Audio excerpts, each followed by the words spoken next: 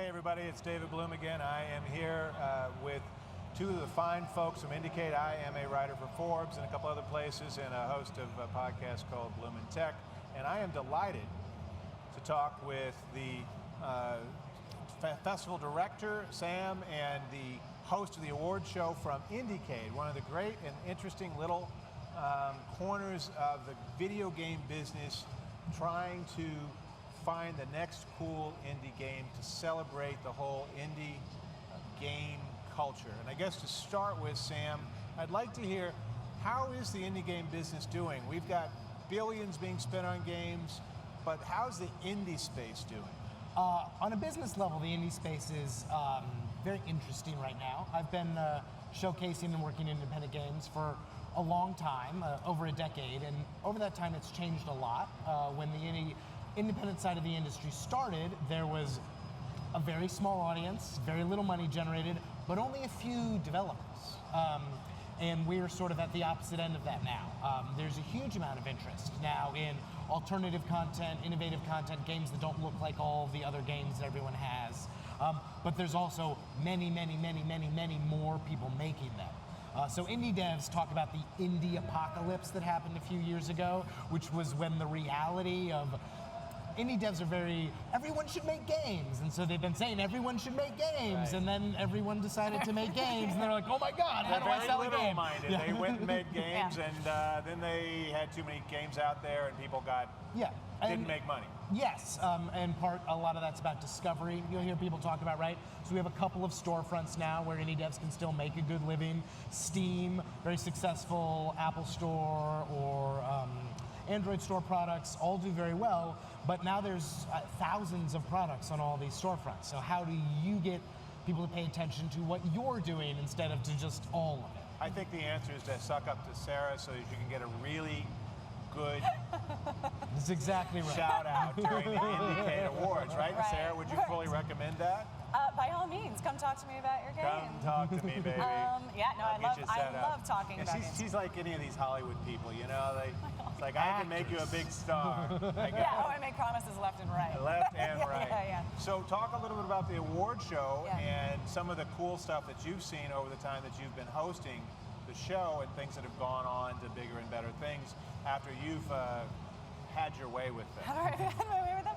Well, I mean, to me, the most important thing about the show is getting the feeling of it right and connecting with the overall spirit of IndieCade, which I think is celebrating diversity within games itself in form, as well as creators, people making them, but types of games. I mean, it's the festival, the only festival I can think of that has board games and live action role-playing stuff and digital games, and says these are all games, these are all interactive experiences, and what if we put them all in the same space and had them talking to each other, inspiring each other?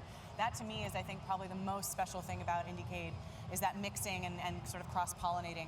So to me, the awards should be about reflecting the creativity and the conversation. It's a very sincere, warm-hearted kind of show, because I get very gooey talking about these things, and so that's what I kind of bring to it probably. It's the gooiness. It's the gooey, the love, the happy. Sarah's the gooey. That's me. That's my nickname now. You're going to be hung with that for years to come. But it's interesting to talk about, because we're here in the part of the video game beast at E3 in the West Hall, in the esports zone, and we are surrounded by a lot of electronic games, but that is not all that you all do. No. My son does live action role playing. He does D&D. Yeah. I did D&D 1,000 years ago. I was asked about. I interviewed these guys who do a show on Twitch around D&D, and they just had a huge Kickstarter. And they said, "Oh, you played D&D. What edition did you do?" I go, "We didn't have an edition." I guess Prime. We played D&D. Yeah. I'm OG, man. But you're talking about tabletop games as an opportunity. So how, as you guys curate this stuff, how do you find these things? Because often they're not easily found. How do you find them and surface them? And then the discovery, you're part of the discovery process, but how do they get discovered after Sarah's done her thing? So first we run a submissions process, and we have a jury that plays everything and gives us their thoughts about the games, and then we have a very committed jury committee and curatorial committee that works directly with me to review everything that's submitted and all of the jury's reviews and talk about what we really like. And then the process that we take to try and reach wider is to actively invite communities in. So 10 years ago, I was out talking to people making independent tabletop RPG products, saying, you're an independent game too, and we want you here in the festival. 6 years ago, we were out there talking to people who had gotten the first round of Oculus Rift, saying, hey, you're making independent interactive experiences, we want you to submit it. 4 years ago, we were running around to people making escape rooms in LA and saying, hey, this is an interactive experience, can you submit it? 3 years ago, I was going to immersive theater shows and being like, hey, and it takes some time. You get a couple of pieces to submit. If they're really good, maybe they get into the festival, we show them, but then also people see it and say, oh, that could be me. And this actually works for lots of kinds of diversity and innovation of content. If you can find someone who looks like or matches the tag that someone has assigned to themselves personally and show them that person doing the thing, then they're like, oh, I can do that thing too. So you're telling me that even escape rooms count? Oh, yeah. Absolutely. Yeah. So now I'm interested about this. I've gone down another hole again. The escape room genre. Yeah. How I just think of it as you're stuck in a room, you've got some clues, you're trying to get out with a group of other folks. Is that genre getting interesting? I mean, how do you differentiate and do things with that? This is why, so this is part of what Sarah was talking about, and it's a lot of why we do IndieCade, right? Is I think that there are a bunch of escape rooms that exist that aren't interesting. They lock you in a room, and there are a bunch of puzzles that you can brute force that they've made super hard so that you'll probably fail the first time and have to buy another ticket and pay again and go. Like the old school arcade machines, just take my money. Really care about that, right? But I want smart people making escape rooms to come to IndieCade and see somebody running a LARP, see a digital game with a mechanic that they could lift and use to drive the puzzles in their game. We have an escape room in the IndieCade booth on the show floor this year that is an alternate reality escape room. So it comes in a box, like and it's kit. Posters and... So there's an AR kit. Yes. Is it actually using AR kit from They're Apple? using AR kit from Google, which maybe isn't called AR kit, it's called something else. I don't know. But it's Google's AR software. It's Google's AR. That's AR. So you buy it and take it home, and then you're in your living room, and suddenly you have an hang up escape these room. posters, and you have these props, and you download the app, and you activate the app, and now it interacts with all the stuff, and you have turned any space into this escape room that you can do. Wow. And the puzzles are less escape roomy and more digital and driven in some ways like that. So the only way you can get out is to take your it's to stop looking through your phone. To stop caring, I guess. Stop caring. Just lose interest. So apparently, Sarah, you are an aficionado of the AR escape room? I don't know if aficionado, a fan of it. I was thrilled to see it. Did you get stuck in an escape room at the last award show? I mean, it's like, that would be hilarious. Just like, we did the awards. You could do like you're broadcasting from within the room but can't get out. Right. That the would be awards funny. are not over until I solve the escape room. That would be great, except 2 hours Sarah's later. co-host is a very hardcore gamer, so he would solve all the puzzles. He would solve it. I would leave that to Asher. Asher makes puzzle games. Asher Vollmer is my beloved co-host. We've done it together every year. Famous for making Threes, which is a mobile game that did very well. But he's just a funny darling of a human. So I always have a buddy. I'm all for funny darlings. Yeah. So you've been at this. It's been 10 years now for IndieCade? No, so the first exhibit that IndieCade ever did was at E3 2007. Wow. 13 years ago at E3. The year that they did it in Barker Hangar. Yes. Yeah. I remember it was an attempt to do something different that they decided was a little too different. Yes, a little too quiet. People were not happy. No, it was way too quiet. The whole point is to promote stuff and nobody could find Barker Hangar. Yeah. They were barking up the wrong tree. And they came back to the friendly confines of LA Convention Center, and here we are amid the cacophony that we know and treasure.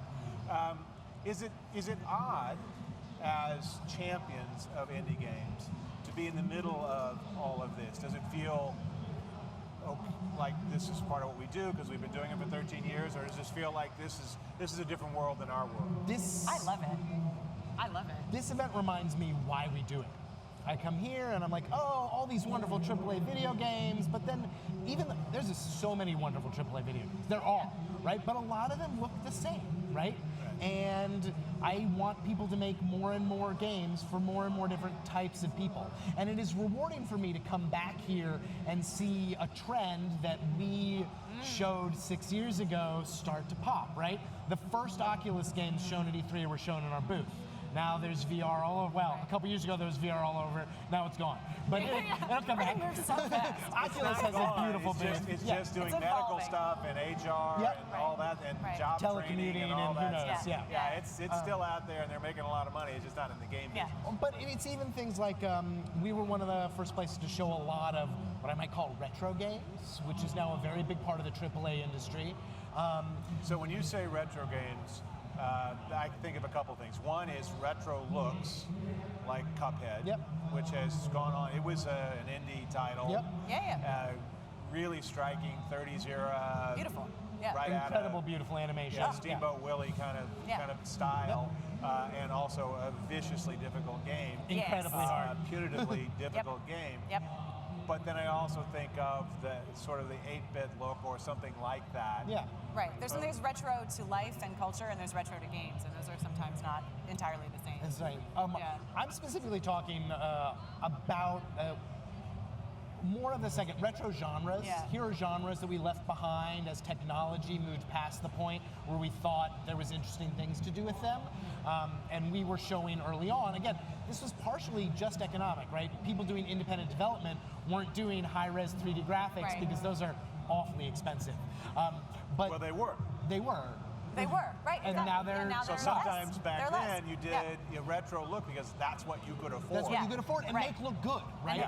And rather than doing bad 3D, you could do beautiful 2D, and why wouldn't you do a beautiful isometric views from the top? Absolutely. Exactly.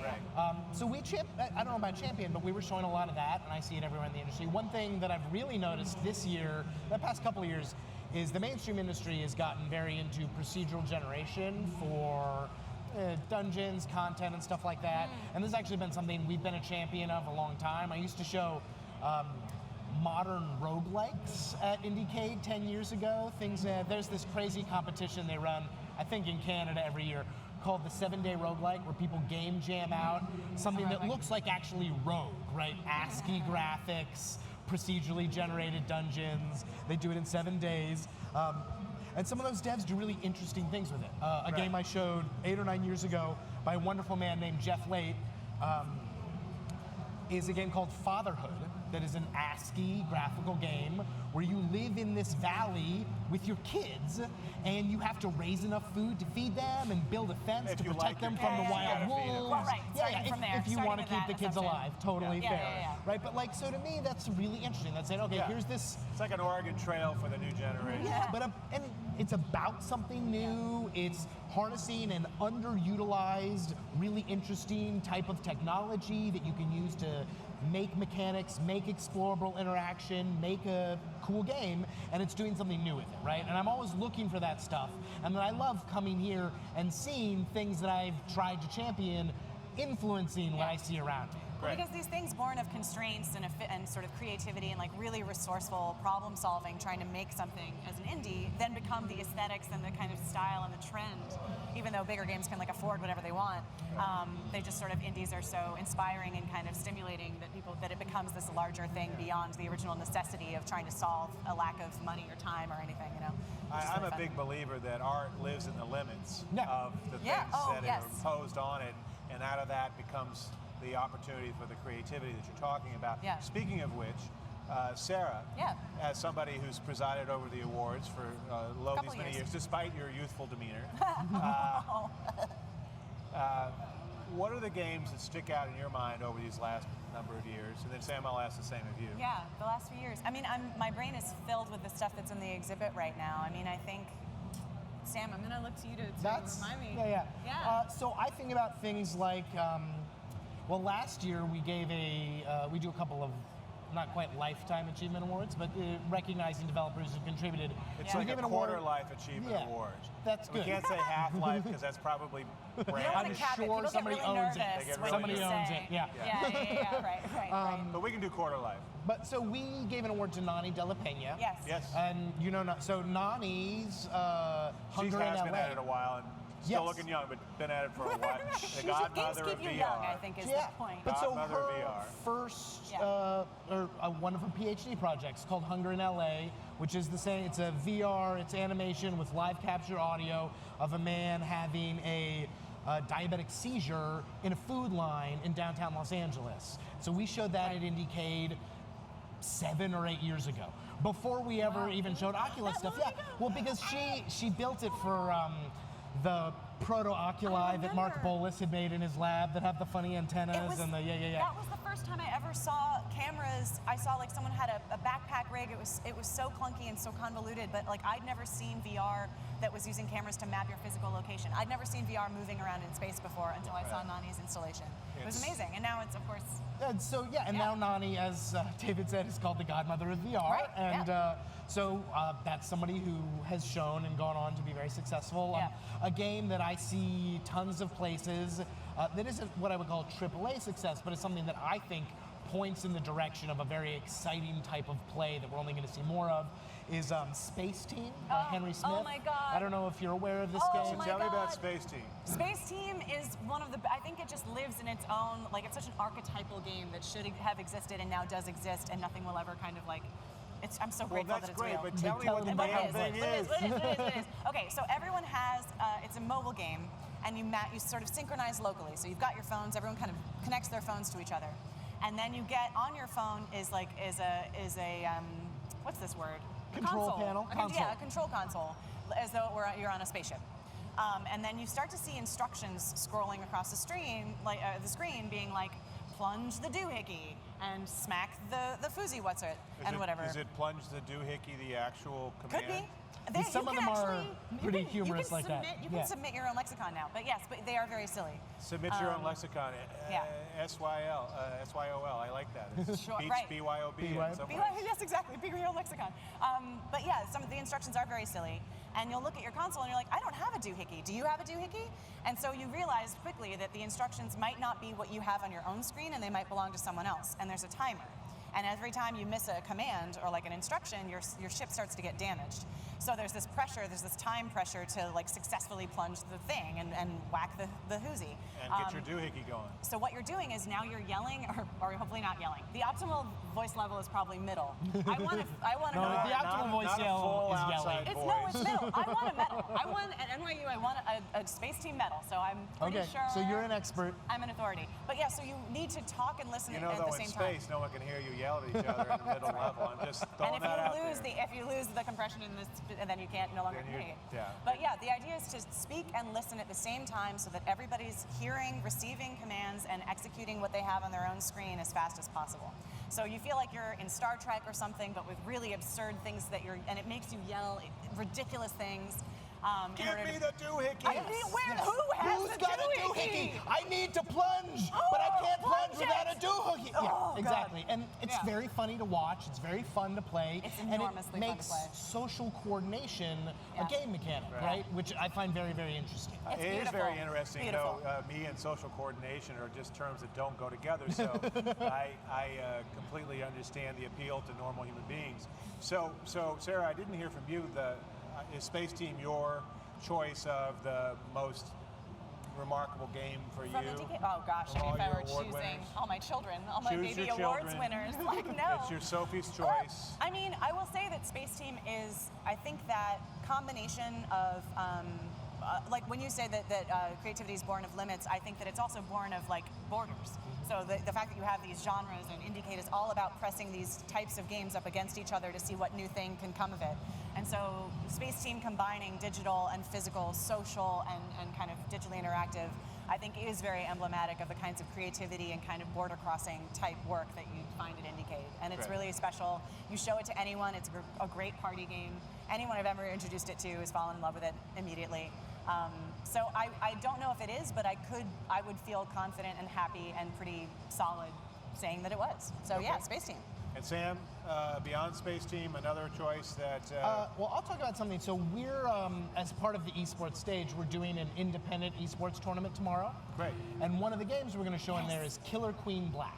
So Killer good. Queen So Black. good. Yes, and Killer It's Queen not Black. a new song from the movie. No, but But it seems totally like it could be. right? It Yeah. could be like a remix by, I don't know, Danger Mouse, totally. Yeah, Sure. that would work. There should be a rock concept album just for Killer Queen. That'd be amazing. It would be awesome. So good. Look, if you do the Beatles and Jay-Z to get the Grey album, you can totally go Killer Yeah, Queen. right? Black.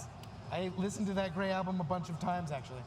But so Killer Queen Black is a team-based, multiplayer, competitive game that uses platforming and weapons, and there's several alternate goals and ways Yeah. to win it.